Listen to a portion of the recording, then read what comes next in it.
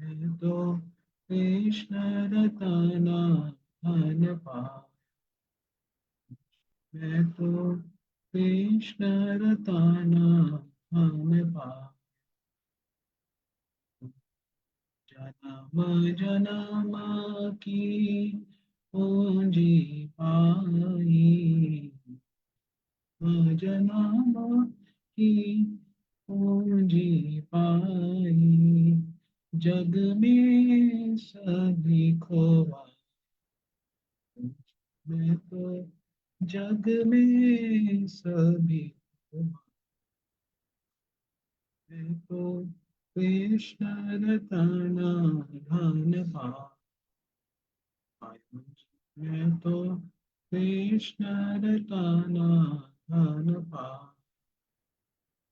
खर्चे न कोई चोर न लेवे, खर्चे न कोई चोर न लेवे, दिन दिन बढ़त सब, मैं तो दिन दिन बढ़त सब, मैं तो कृष्ण रताना धन पा, मैं तो कृष्ण रताना धन पा, सत की नाम खेवटिया सतगुरु, सत की नाम खेवटिया सतगुरु, अब सागर तर जा, मैं तो अब सागर तर जा, मैं तो कृष्ण रताना धन पा, मैं तो कृष्ण रताना धन पा, मीरा के प्रभु गिरिधर नागर, मीरा के प्रभु गिरिधर नागर, गिरिधर नागर, गिरिधर नागर, हर नागर, गिरिधर नागर, हरख हरख जस गाय, मैं तो हरख हरख जस गाय, मैं तो कृष्ण रताना धन पाया, मैं तो कृष्ण रताना धन पाया, कृष्ण हरे कृष्ण, कृष्ण कृष्ण हरे हरे, राम हरे राम, राम राम हरे हरे, कृष्ण हरे कृष्ण, कृष्ण कृष्ण हरे हरे, राम हरे राम, राम राम हरे हरे, हरे कृष्ण, कृष्ण कृष्ण हरे हरे, हरे राम, राम राम हरे, हरे कृष्णा कृष्ण कृष्ण हरे हरे, हरे राम हरे हरे, हरे कृष्णा कृष्ण कृष्ण हरे हरे, हरे राम हरे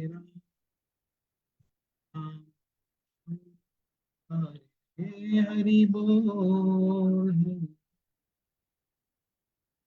हरि बोल, निताई गौर हरि बोल, हरि बोल, हरि बोल प्रेमानंदे।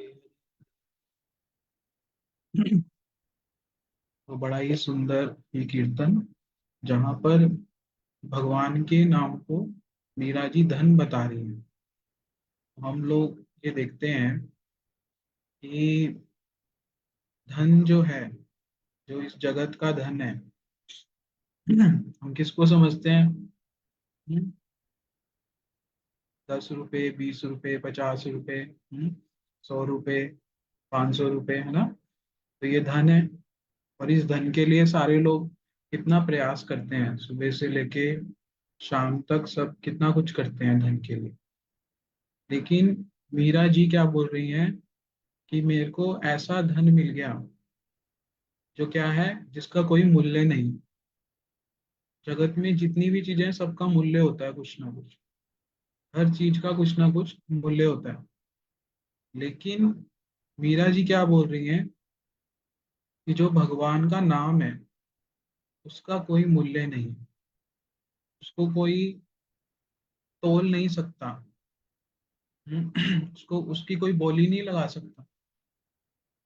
तो ऐसा इस कीर्तन में वो बतला रही हैं कि, और इसमें बताया खर्चे ना कोई चोर ना लेवे। बोले और जो धन है, कितना कितना कुछ होता है ना, धन को कितना बचा के रखते हैं सब।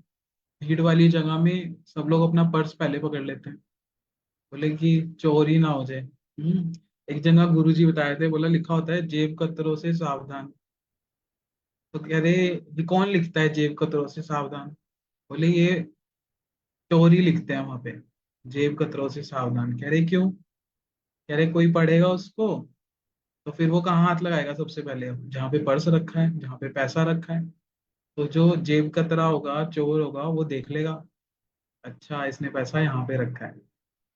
तो उसी तरह से जो मीराबाई जी बोल रही हैं कि ये एक ऐसा धन है जिसको कोई चोर भी चुरा नहीं सकता। और ये क्या होता है, दिन दिन बढ़ता ही रहता है। और क्या बतलाया, बोला सत्य की नाव खेवटिया सतगुरु।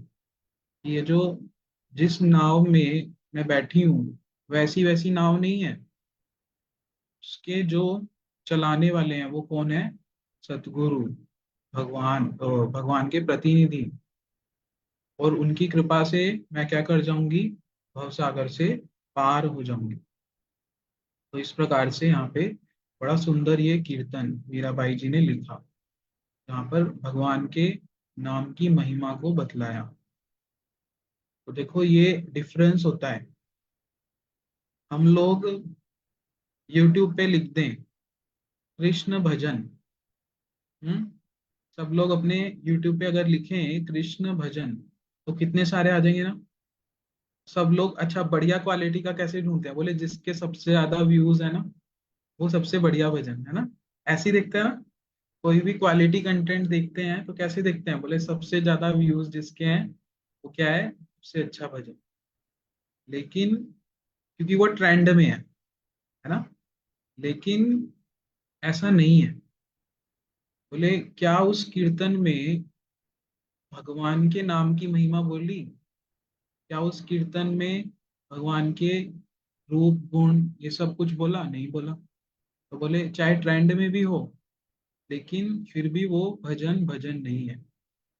जैसे हम लोग बचपन में, बच्चे होते हैं ना बचपन में, तो वो एक खिलौने वाला नोट मिलता है, चूरन वाला नोट बोलते हैं उसको।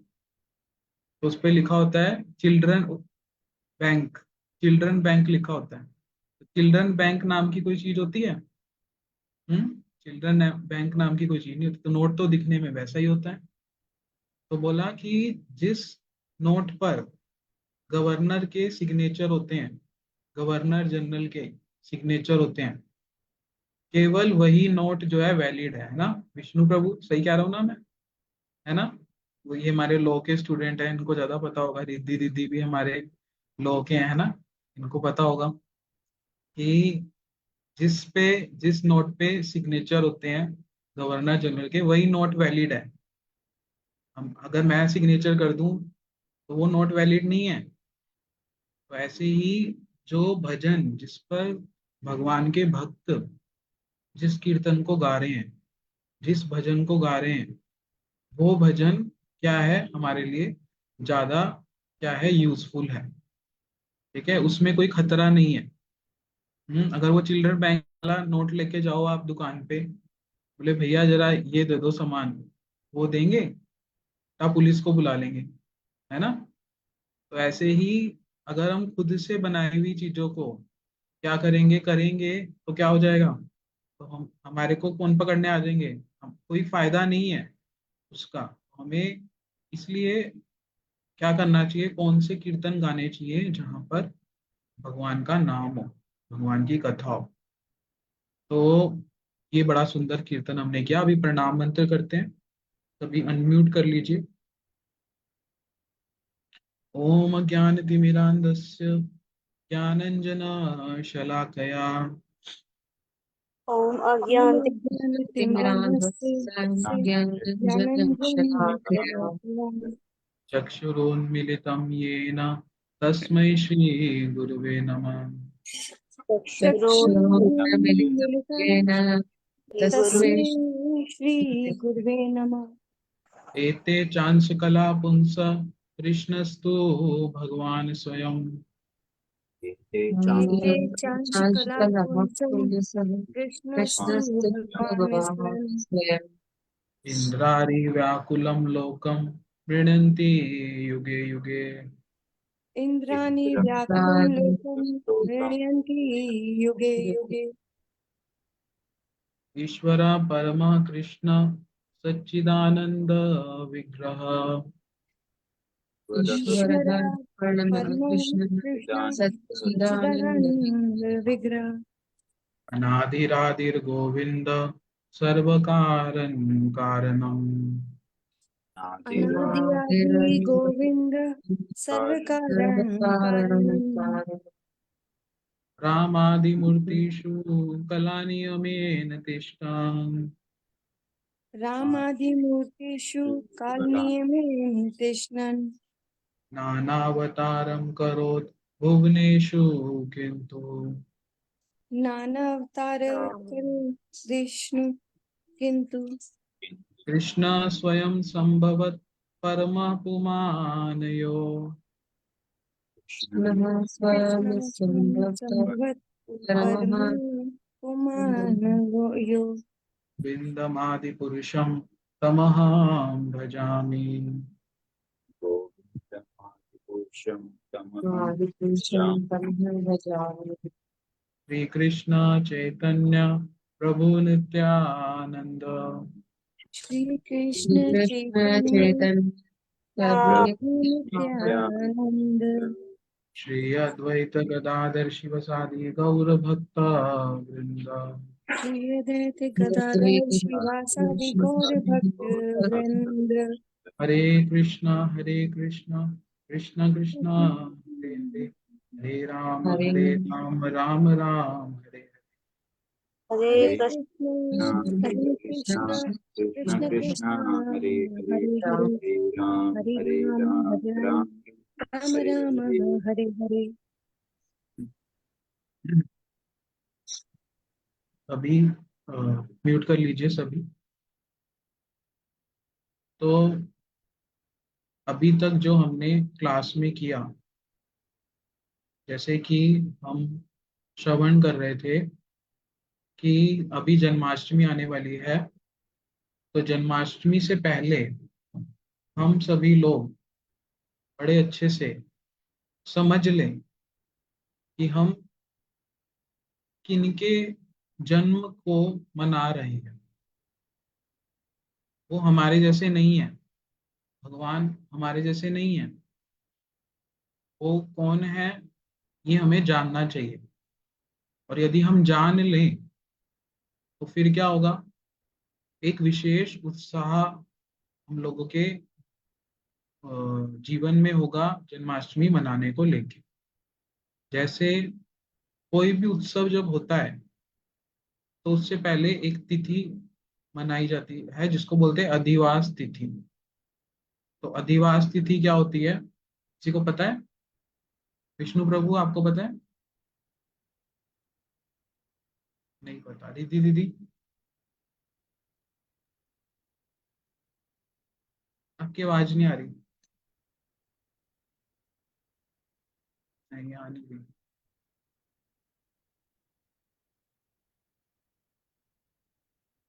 नहीं। तो कुछ प्रॉब्लम होगा। तो जैसे कोई भी तिथि आती है, चलो इसको पहले ऐसे समझते हैं, ऐसे हमारे घर में कोई प्रोग्राम होता है, कोई उत्सव होता है, कुछ होता है, तो जिस दिन उत्सव होता है क्या उसी दिन हम लोग सब कुछ काम करते हैं, उसी दिन बाजार जाते हैं, उसी दिन सब सामग्री इकट्ठी करते हैं? बोले नहीं, एक दिन पहले, 2 दिन पहले, 10 दिन पहले, महीना पहले, कितने पहले से उसकी तैयारी करनी शुरू कर देते हैं। तो ऐसे ही जो अधिवास तिथि, उसका अर्थ क्या, कि जो भगवान की तिथि, उससे पहले क्या किया जाता है, सब प्रकार की व्यवस्था को किया जाता है कि ठीक से भगवान की तिथि का पालन हो, सारी सामग्री इत्यादि। हाँ, कैसे उत्सव होगा, क्या होगा, इस प्रकार से सब कुछ पहले से उसको सोचा जाता है। उस तिथि को बोलते हैं अधिवास तिथि। तो अभी ये जो क्लास हम लोग कर रहे हैं जन्माष्टमी से पहले, उसका उद्देश्य क्या है, कि हम लोग एक प्रकार से उसी अधिवास तिथि का पालन कर रहे हैं, कि जो भगवान है, कृष्ण है, कृष्ण तत्व क्या है, तत्व, जब तक हम तत्व को नहीं समझेंगे तब तक हम लोग ठीक रूप से क्या नहीं कर पाएंगे, तिथि का पालन नहीं कर पाएंगे। जैसे बहुत से लोग बोलते हैं सब एक ही तो है ना, ये वाला विचार सब लोग बोलते हैं ना, लेकिन ऐसा नहीं होता। हमारे मंदिरों में, मठों में आप जाएं तो आप देखेंगे कि जहां पर ठाकुर जी होते हैं या ठाकुर जी के विग्रह होते हैं, तो सबसे पहले नीचे कौन होते हैं, गुरु परंपरा, है ना। फिर उसके ऊपर या फिर अलग मंच पर कौन होते हैं, भगवान के जैसे विभिन्न प्रकार के अवतार हुए। हाँ, और फिर उनसे ऊपर कौन होते हैं, ठाकुर जी, महाप्रभु जी और राधा रानी। तो ऐसा भी तो कर सकते थे कि एक ही स्तर, एक ही मंच पर तीनों को विराजमान कर दें, सबको विराजमान कर दें। या फिर राधा जी को दाएं भी बिठा सकते हैं, राधा जी को बाएं भी बिठा सकते हैं, ऐसे भी तो हो सकता है। लेकिन एक विशेष क्रम से ही क्यों किया जाता है, क्योंकि हर क्योंकि ऐसा इसलिए किया जाता है क्योंकि हर तत्व अलग अलग प्रकार का है। तो ये चीजें हम समझेंगे धीरे धीरे। तो कहने का मतलब क्या है, जब जब तक हम तत्व को नहीं समझेंगे कि कृष्ण तत्व कौन है, गुरु तत्व कौन है, वैष्णव तत्व कौन है, राधा जी कौन है, महाप्रभु जी कौन है, तब तक हम लोग अपने संप्रदाय की स्पेशलिटी को नहीं समझ सकते। हर चीज की स्पेशलिटी होती है ना। तो हमारा जो गौड़ीय संप्रदाय, उसकी भी स्पेशलिटी है। वहां पर ऐसे ही कुछ नहीं कर दिया जाता। अब जैसे प्रणाम मंत्र हमने किए, तो प्रणाम मंत्र में सबसे पहले हमने बोला गुरु प्रणाम, फिर कृष्ण प्रणाम, फिर पंच तत्व प्रणाम, फिर महामंत्र। तो इस प्रकार से हर चीज में ऐसे देखा जाता है। तो इसीलिए हम लोग, ताकि उस कृष्ण तत्व को समझ जाएं, इसलिए हम जन्माष्टमी महोत्सव को मना रहे हैं। अभी से हमने शुरू कर दिया जन्माष्टमी मनाना, ताकि उस दिन हमारी विशेष भावना हो कि जन्माष्टमी, ऐसे ही नहीं है कि लोगों का क्या होता है, जन्माष्टमी वाले दिन छुट्टी हो जाती है, मेला देखने चले जाते हैं और झूला देखने चले जाते हैं, झूला झूलने चले जाते हैं। हम्म। और क्या होता है पता नहीं, क्या कितना कुछ करते हैं लोग। हाँ, बर्फ की गुफा बना देते हैं, हमारे अम्बाला में मंदिर है वहां पे, वो बर्फ की गुफा बना देते हैं। तो सारे लोग वो देखने जाते हैं, बोले जन्माष्टमी पे वहां पे बर्फ की गुफा बनेगी, वहां जाएंगे। बोले क्यों, क्या होता है जन्माष्टमी पे, कहते ज्यादा कुछ तो नहीं पता बस। तो कहने का अर्थ क्या, कि आ, केवल बाहरी चीजों की वजह से लोग जान ही नहीं पाते कि कृष्ण कौन है, कृष्ण क्या क्या लीला करते हैं, उसके पीछे क्या रहस्य है। तो अभी से हम लोग उस विचारों को श्रवण करें। तो अभी खोलिए स्लाइड 3rd क्लास की।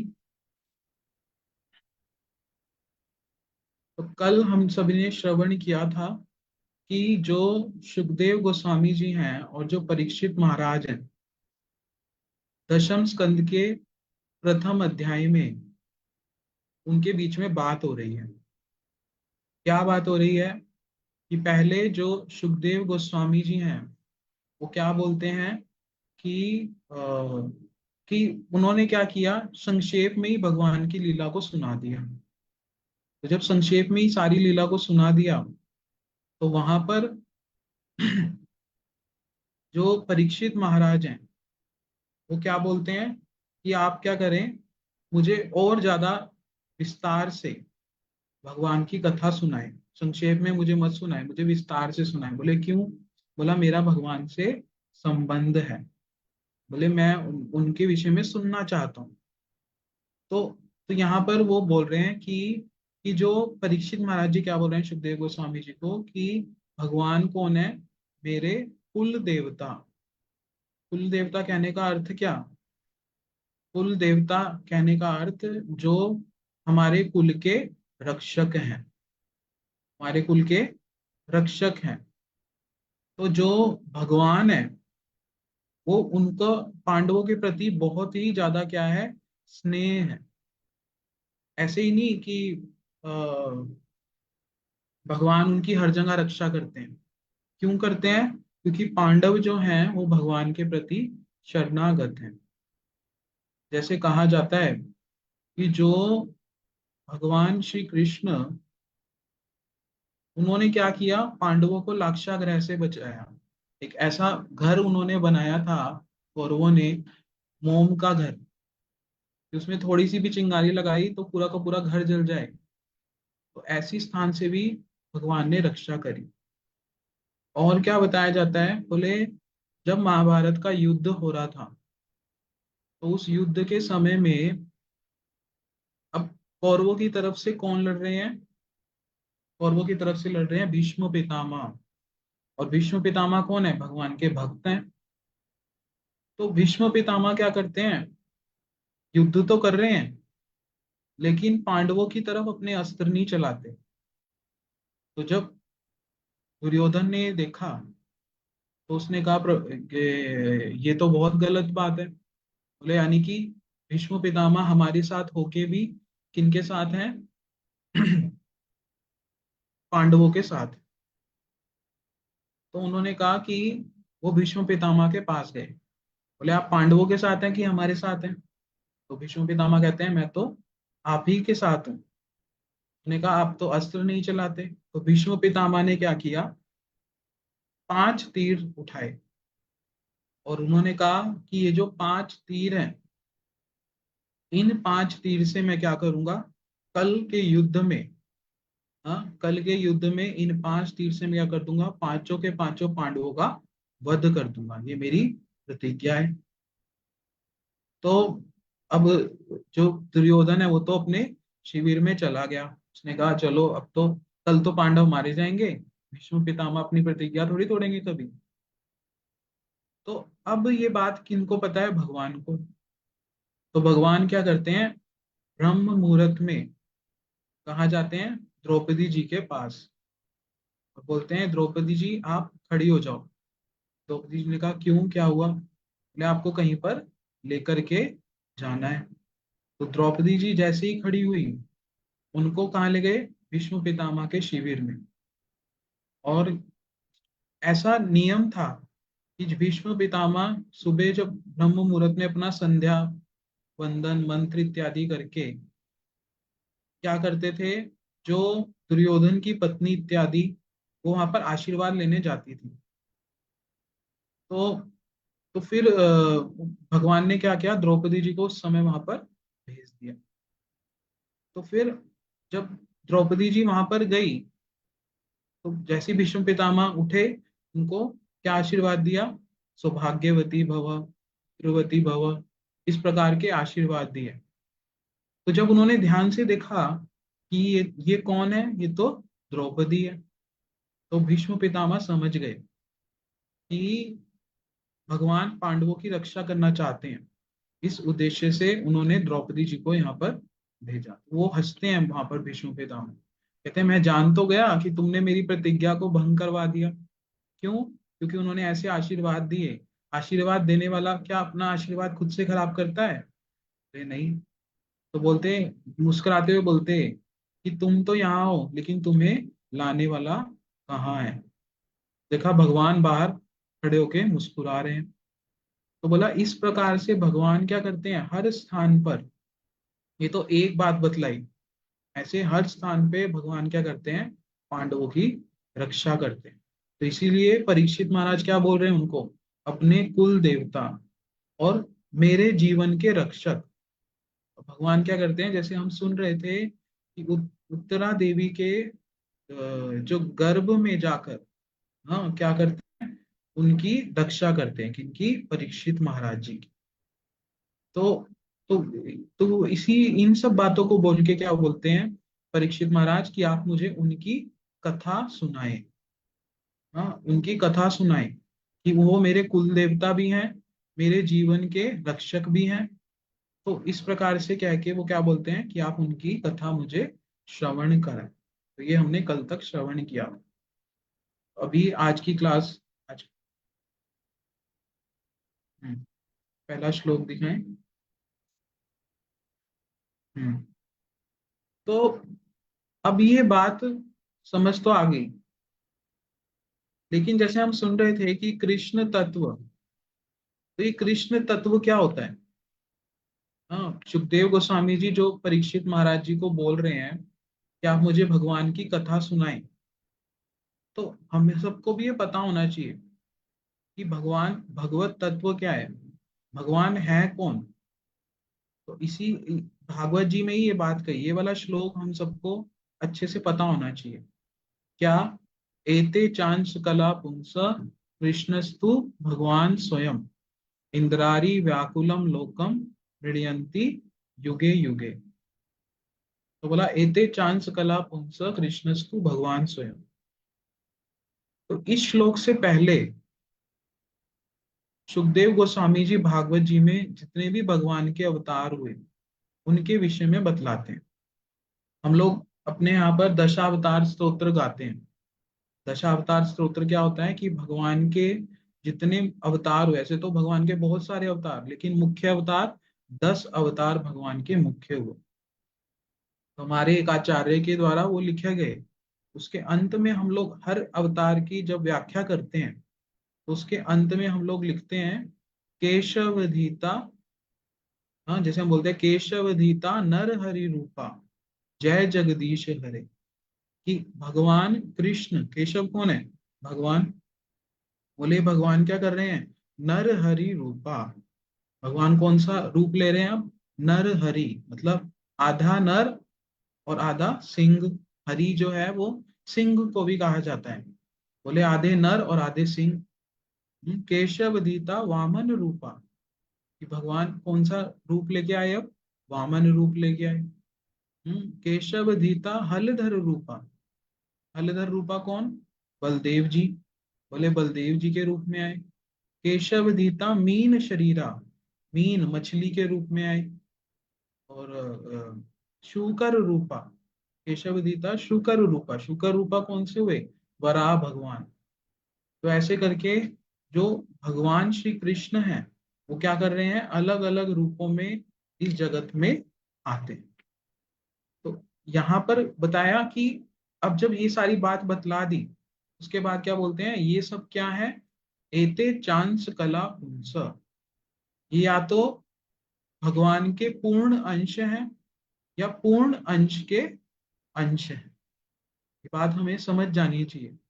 या तो भगवान के पूर्ण अंश हैं, कहने का मतलब क्या, कि या तो ये भगवान से ही आए हैं या फिर ये भगवान के अंश हैं।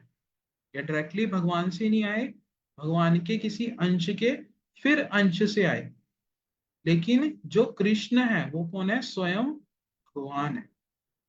कृष्ण जो है वो स्वयं भगवान है। ये वाली बात हमारे आचार्य बतलाते हैं कि और सब बातों तो छोड़ दो, किसी ने अपने पूरे जीवन में केवल इस बात को मान लिया कृष्णस्तु भगवान स्वयं, तो उसने अपने जीवन का उद्देश्य पूरा कर लिया। क्योंकि हम लोग देखते हैं, हम लोग जहां पर रहते हैं वो क्या है, दुखालय। ये जी संसार क्या है, दुखालय। कोई दुख मांगता है खुद से, आजा दुख आजा, मेरे आज सुबह से आया नहीं। हम्म चल अच्छा दोपहर को आ जाइयो। शाम को आ जाइयो, कोई बुलाता है दुख को? हम्म। दुख विपत्ति घर आवे, हाँ, कोई बोलता है ऐसे दुख विपत्ति घर आवे? कोई भी नहीं बोलता, लेकिन दुख खुद से आ जाता है ना। हम सोचते हैं अच्छा ये वाला दुख तो चला गया, लेकिन उससे भी बड़ा अगला बैठा होता है, उससे बड़ी विपत्ति बैठी होती है जीवन में। तो हम लोग क्या करते हैं, हमारे गुरुजन बताते हैं कि भगवान का नाम करो। क्यों करो? क्योंकि ये हमारा धर्म है, भगवान की सेवा करना हमारा धर्म है। फिर हमारे जीवन में दुख दुख आता है, वो तो आएगा ही। जीवन में ऐसा नहीं है कि दुख नहीं आता, आएगा ही। फिर क्या होता है कि हमें लोग, हम देखते हैं किसी व्यक्ति को, बोले हम तो इतने दुखी, ये देखो कितना सुखी है। हम्म। कितना सुखी है ये। मेरे पास एक एक्टिवा है, इसके पास चार चार है। मेरे पास एक गाड़ी, इसके पास पांच गाड़ी। हम्म। तो ऐसी एक बात बताता हूँ आज, जैसे हंसी वाली बात है कि कहीं पे मैं गया, जैसे जैसे कहीं लोग बोल देते हैं कि मेरे बच्चे को ये समझ नहीं आ रहा, तो आप क्या करें, इस बच्चे को ये वाली चीज समझ नहीं आ रही, आप पढ़ा दें, बता दें। तो मैं आज कहीं पे गया था, तो उन्होंने कहा आप यहाँ बैठ जाओ, मैं बैठ गया। तो वो बच्चा, मतलब वो बच्चा आया, तो वो बोलते हैं अभी ये इसको बताना है आपको। मैंने कहा ठीक है। तो वो बच्चा आया, वो खाली हाथ आ गया, बुक नहीं लेके आया, कुछ नहीं लेके आया। तो मैंने बोला कि बुक नहीं है? कहते हैं हाँ वो नौकर लेके आ रहा है। तो वो कहता है वो नौकर लेके, उसकी बुक नौकर लेके आ रहा है। तो वो उसको बोलता है कि अच्छा वो वहां पे ये रखा है, वो भी लेके आ। फिर 5 मिनट बोल चल ये भी कर। तो मतलब इतनी से काम के लिए भी लोगों को इतना इतना वो चाहिए, कंफर्टेबल जोन। हाँ, तो तो मैं ये कहना चाह रहा था कि ऐसी सी चीजें देखने को मिलती हैं जगत में वो। तो हम लोग जब देखते हैं कि उस व्यक्ति के पास तो मेरे से बहुत ज्यादा है, तो हम लोग क्या हो जाते हैं, हम लोग सोचने लगते हैं मेरा जीवन भी ऐसा हो जाए। ये हर किसी के जीवन में आती है ये चीज, कि उसका जीवन सुकूनमय है, मेरा जीवन भी ऐसा हो जाए। उसने पहले अटेम्प्ट में ही गवर्नमेंट एग्जाम क्लियर कर लिया, मेरा 10,000 पता नहीं कितने ही दे चुका हूँ, अब तक कुछ नहीं हुआ। हाँ, मेरा जीवन भी ऐसा हो जाए। फिर हम उससे पूछते हैं, हाँ मैं मतलब ये एक प्रैक्टिकल एक्सपीरियंस है, बोले तूने ऐसा क्या किया था? बोले मैंने मैंने दुर्गा जी के मंदिर में इतने दिन ऐसे किया था। तो हम, तो फिर मन में आता है कि अच्छा उसी से काम बना है। बोले भगवान अच्छा कोई बात नहीं, थोड़ी देर के लिए मैं क्या करता हूँ, आप ही हो भगवान ये तो मुझे पता है, लेकिन मेरा काम नहीं बन रहा अभी। हाँ, मैं थोड़ी देर के लिए दुर्गा जी के यहाँ चला जाता हूँ। हम्म। और फिर जीवन में फिर दुर्गा जी आ गई। बोले बोले कि ऐसे करने से क्या हो गया, अब हमारे हृदय में हमने सुन तो लिया कृष्णस्तु भगवान स्वयं, लेकिन हृदय में ये वाली भावना खुद से आती नहीं, प्रैक्टिकली वो जीवन में आता नहीं। या फिर सावन का महीना चल रहा है, बोले सावन के महीने में जो 30 के 30 दिन एक समय खा ले, बोले शिव जी इतने प्रसन्न हो जाते हैं कि प्रकट ही हो जाते हैं, मतलब पूरा सब कुछ दे देते हैं। हाँ, तो लोग तो ऐसे हो जाते हैं, शिव जी को ही पकड़ लेते हैं, बोले शिव जी आज तो आप कुछ दे दो वरना मैं आपको छोड़ूंगा नहीं। हम्म। तो कहने का अर्थ क्या कि डेविएशंस बहुत हैं, लेकिन हम लोग जब बार बार कथा को सुनते हैं, भगवान की लीलाओं को सुनते हैं, तब जाके कुछ कुछ बात समझ में आती है कि कृष्णस्तु भगवान स्वयं। अब ये जो भगवान भगवान है, कृष्ण भगवान है, चलो हमने सुन लिया। तो अब हमसे कोई पूछे, जैसे हम लोग तिलक लगा के कहीं जाएं, तो लोग पूछते हैं अच्छा आप भक्त हो? बोले हाँ। बोले भक्त हैं? बोले भक्त तो हो, ये दिखावा क्यों करते हो?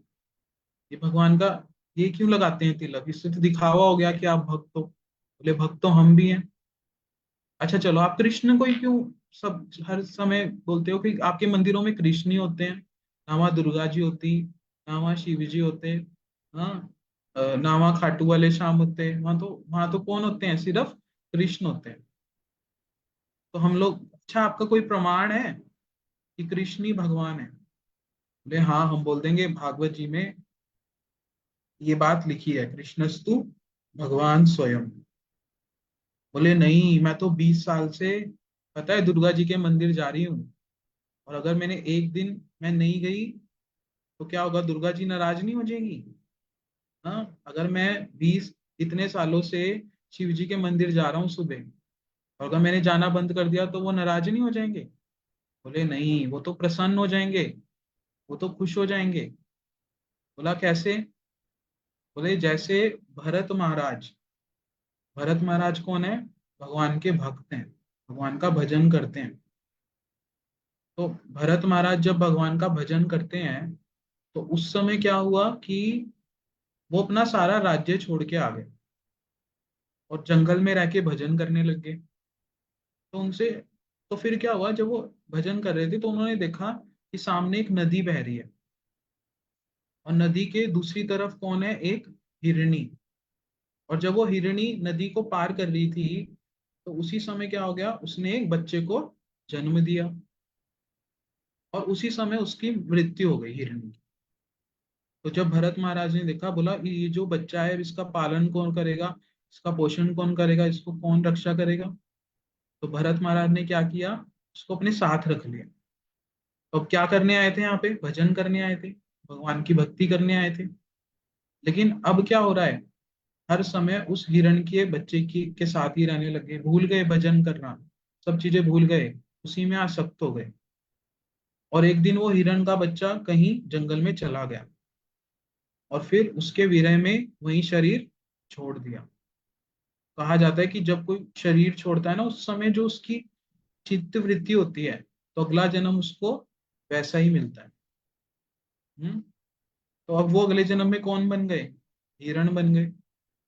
लेकिन जो भक्ति होती है उसका कभी नाश नहीं होता, भक्ति का कभी नाश नहीं होता। अगर हम, गुरु जी बताते हैं, भक्त बताते हैं कि अगर हमने अपने जीवन में जितना भी भजन किया, जैसे मीरा जी बता रही थी, इसको कोई चुरा नहीं सकता, भगवान के नाम को, भगवान की भक्ति को कोई चुरा नहीं सकता। तो तो फिर अगर हमने जितना भी भजन किया, जितना साधन किया, तो अगले जन्म में हमारी भक्ति फिर वहीं से शुरू होती है, हमारा साधन वहीं से शुरू होता है। तो बोला कि अगले जन्म में वो क्या बने? हिरण। लेकिन उन्हें अपना पूर्व जन्म याद था, उनको याद था कि मैं पूर्व जन्म में क्या था, एक महाराजा था, और ऐसे ऐसे करके एक हिरण के कारण, एक हिरण में आसक्ति होने के कारण मैं क्या बन गया? हिरण। तो ये तो केवल एक हिरण की बात है। हाँ, हमारे जीवन में तो हमारी आसक्तियां कितनी सारी चीजों में है, कुछ भी बन सकते हैं। हम्म। हम्म। तो फिर आ, उन्होंने ऐसे शरीर छोड़ दिए। फिर अगले जन्म में उन्होंने एक घर में जन्म लिया। तो लेकिन जन्म लेने के बाद उन्हें अपना अभी भी पूर्व जन्म याद था, तो उन्होंने कहा अगर मैं ज्यादा बोलूंगा, इनसे आसक्ति करूंगा, सब करूंगा, तो फिर से मैं क्या कर दूंगा, भगवान का भजन छोड़ दूंगा। भगवान का भजन छोड़ दूंगा। तो वो क्या क्या कैसे रहने लगे? बिना बोले ऐसे दिखाने लगे कि मुझे तो कुछ आता ही नहीं, मुझे तो कुछ बोलना ही नहीं आता, ऐसे करने लगे। तो अब ये भरत महाराज जब एक समय जंगल में थे, तो वहां पर क्या हुआ कि वहां पर जैसे वो होते हैं ना, जंगल में रहने वाले लोग, आदिवासी लोग, हम्म, उन्होंने क्या किया, भरत महाराज जी को पकड़ लिया। बोले हम लोग देवी को बलि देते हैं। बोले ये बहुत अच्छा मिल गया हमें, हम इसकी बलि देंगे देवी को। तो बोला कि वो लोग पकड़ करके कहाँ ले गए भरत महाराज को? पकड़ करके देवी के सामने ले गए। कौन सी देवी? काली माता, काली देवी। हाँ, माता तो नहीं बोलते, काली देवी, दुर्गा जी, उनके पास ले गए। तो जब वहां ले गए और जब बलि देने लगे, अब भरत महाराज कौन है? भक्त हैं। तो क्या, दुर्गा जी कौन है? स्वयं भगवान की भक्त हैं। गुरु जी बताते हैं कि दुर्गा जी के एक हाथ में भगवान के नाम की माला भी है, वो माला पे जप करती हैं।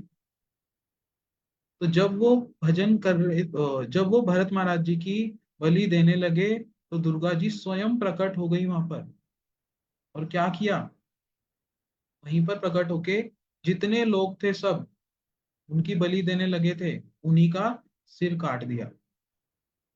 हाँ, क्यों कर रही है ऐसा? उन्हें तो खुश होना चाहिए था कि ये लोग जो है मेरी बलि, मेरे मुझे बलि अर्पित कर रहे हैं, ये लोग उन्हें तो प्रसन्न होना चाहिए था। नहीं, उन्होंने कहा कि तुम मुझे भगवान की, एक भक्त की, भक्त का वो कर रहे हो मेरे सामने। तो देवी देवता तो स्वयं प्रसन्न होते हैं यदि हम भगवान की भक्ति करते हैं, खुश हो जाते हैं वो, प्रसन्न हो जाते हैं।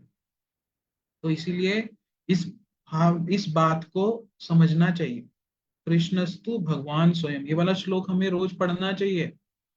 इस पढ़ने से, बार बार करने से अपने आप से मन में ये वाली भावना आएगी। और कैसे? अब कोई व्यक्ति पूछे, बोले कृष्ण भगवान है, चलो ठीक है, भागवत जी में लिखा है, और कोई उदाहरण है? बोले हाँ उदाहरण है। बोले भगवान के अवतारों के नाम, क्या नाम? बोले परशुराम जी। परशुराम जी से सब लोग डरते हैं। बोले क्यों डरते हैं? बोले क्रोध आता है इनको बहुत। भगवान के जो है शक्त्यावेश अवतार। तो परशुराम जी ने क्या किया? प- परशुराम जी के जो अ, पिता हैं, उन्होंने, उनके पास एक गाय थी, उसको बोलता है कामधेनु गाय। तो ये जो कामधेनु गाय है, वो क्या करती है? सारी इच्छाओं को पूरा कर देती है। उनके उन गाय से कुछ भी मांगो, सारी इच्छा को पूर्ण कर देती है।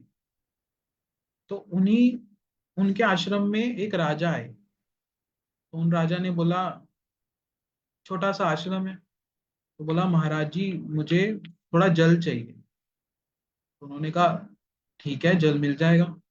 थोड़े तो कहते हैं आप, आपको कुछ भोजन की व्यवस्था करें? तो उन राजा ने कहा देखो मैं अकेला तो हूं नहीं, मेरे साथ इतनी बड़ी सेना, इतना सब कुछ, इतने ऐश्वर्य मेरा, हाथी घोड़े सब कुछ है। बोले मैं अकेला लूं और मेरे सारे सैनिक इत्यादि ना लें, ये तो अच्छा नहीं है।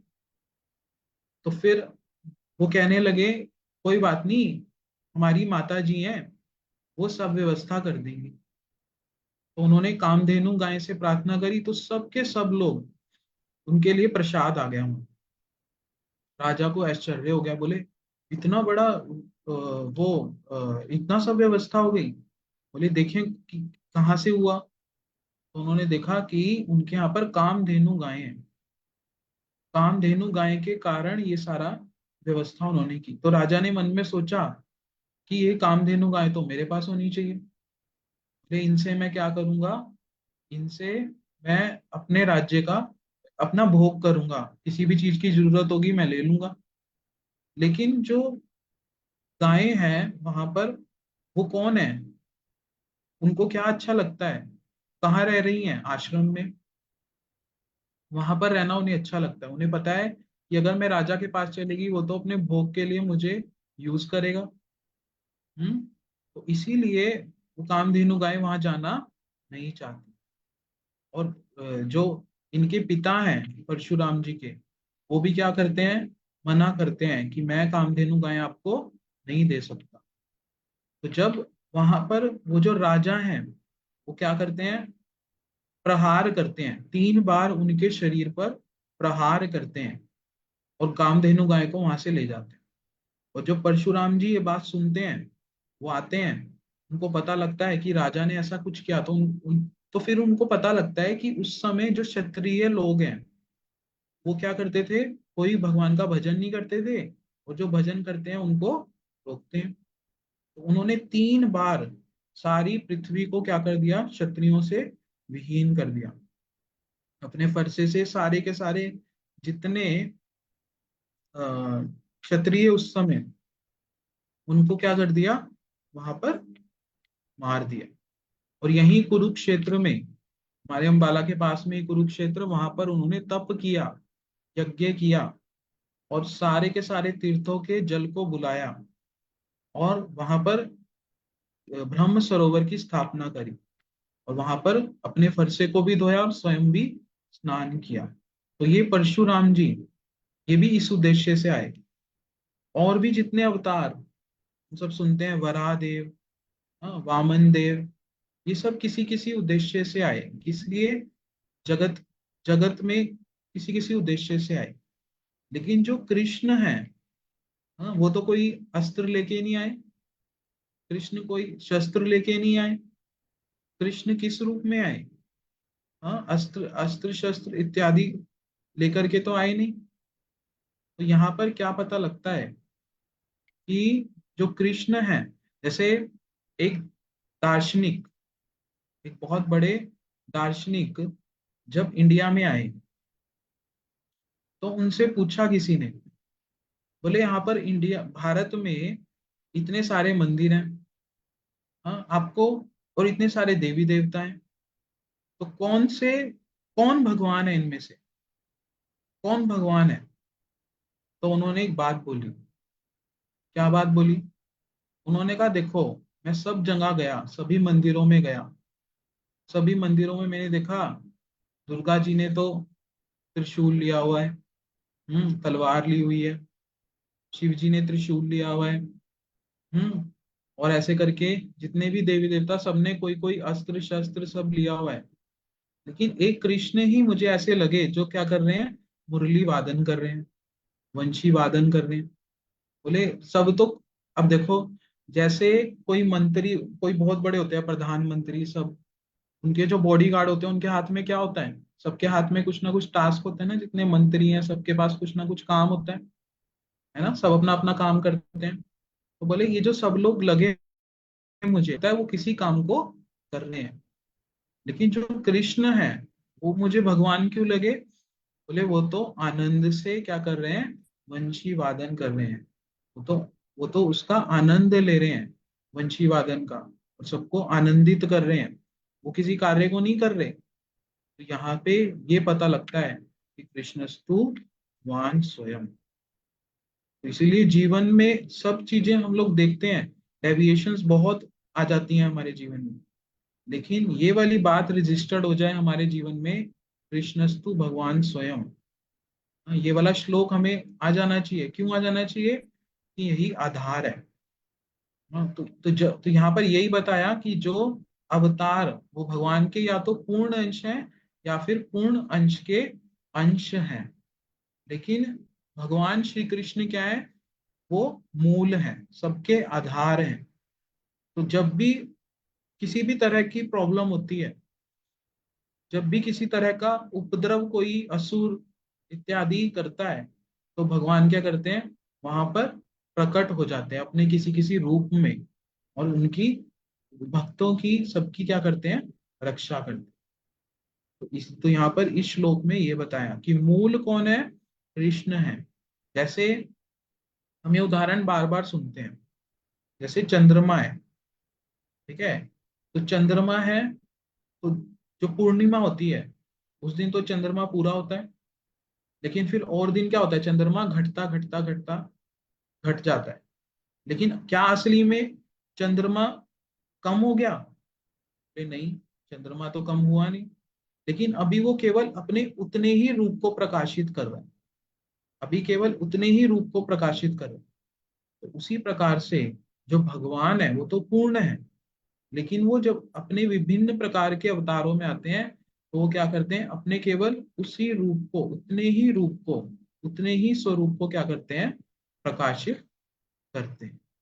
तो ये वाला श्लोक यहाँ पर कृष्ण तत्व को बड़े अच्छे से बताया। हम लोग प्रणाम मंत्र में ये वाला श्लोक कर रहे हैं अभी, तो इसमें तो इसलिए कर रहे हैं ताकि हम कृष्ण तत्व को समझ पाए। नेक्स्ट श्लोक दिखाएं। तो ये इससे अगला श्लोक देखो, ईश्वर परमा कृष्ण सच्चिदानंद विग्रह अनादिरादिर गोविंद सर्व कारण कारणम। तो ये कौन बोल रहे हैं? स्वयं ब्रह्मा जी। क्या बोल रहे हैं कि कृष्ण कौन है? ईश्वर परमा कृष्ण, कृष्ण परम ईश्वर है। और कौन है? सर्व कारण कारणम, सब कारणों के कारण है, मूल है सबके, उनसे ही सब कुछ आया। तो ये वाला श्लोक भी बहुत इंपॉर्टेंट है। ये दो श्लोक जो हैं, ये कृष्ण तत्व की महिमा बता रहे हैं कि कृष्ण तत्व कौन है? सबके मूल है, सब कारणों के कारण है। हम्म? और इसी में एक चीज और बतलाई, जब ये ब्रह्म संहिता का श्लोक है। अब जैसे हमारे यहाँ पर सब विघ्नों को हरने वाले किनको बोला जाता है? गणेश जी को। इसलिए गणेश जी की पूजा करो, हाँ, रिद्धि सिद्धि घर आवे हैं। उनकी घर में रिद्धि सिद्धि आ जाती है। जो गणेश जी की पूजा करता है, हाँ, सब समृद्धि सब कुछ आ जाए। लेकिन ब्रह्म संहिता में क्या बोला जाता है कि जो गणेश जी हैं उनके अंदर विघ्न हरने की शक्ति कहाँ से आती है? क्योंकि वो क्या करते हैं, नरसिंह भगवान के चरणों को अपने मस्तक पर धारण करते हैं। हाँ, भगवान की कृपा से ही वो सारे के सारे विघ्नों को हरते हैं। सर्व कारण कारणम, ये कृष्ण जो है वो क्या है, सब कारणों के कारण है। ये दो श्लोक जो है हमारे सभी भक्तों को याद होने चाहिए। हाँ, ये श्लोक क्यों याद होने चाहिए? क्योंकि यही तो हमारा संप्रदाय सिखाता है, कृष्णस्तु भगवान। और स्थानों पर तो क्या बोल दिया जाता है, बोले हाँ कृष्ण है भगवान, कहीं कहीं बोलने में भी वो करते हैं, मतलब कहीं तो प्रमाणिक संप्रदाय होने पर भी खुल करके इस बात को बोलते नहीं। बोले हमसे लोग जुड़ेंगे नहीं। हाँ, बोले जो कर रहे हैं करने दो, हमारी तो निष्ठा कृष्ण में है ना। बोले ऐसा नहीं है, हमारे संप्रदाय में डंके की चोट पर यह बात बोली जाती है, कृष्णस्तु भगवान स्वयं। ये दो श्लोक सभी भक्तों को आने चाहिए। किसी का कुछ प्रश्न है आज की क्लास से जुड़ा हुआ तो पूछ सकते।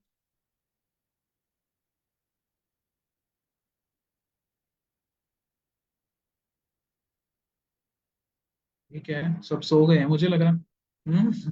वीडियो, कोशिश करें कि वीडियो ऑन करें। कोई पीछे सो रहा है जाग रहा है पता ही नहीं लगता। ठीक है, नहीं है तो अभी प्रभु तो जी हम, बीच।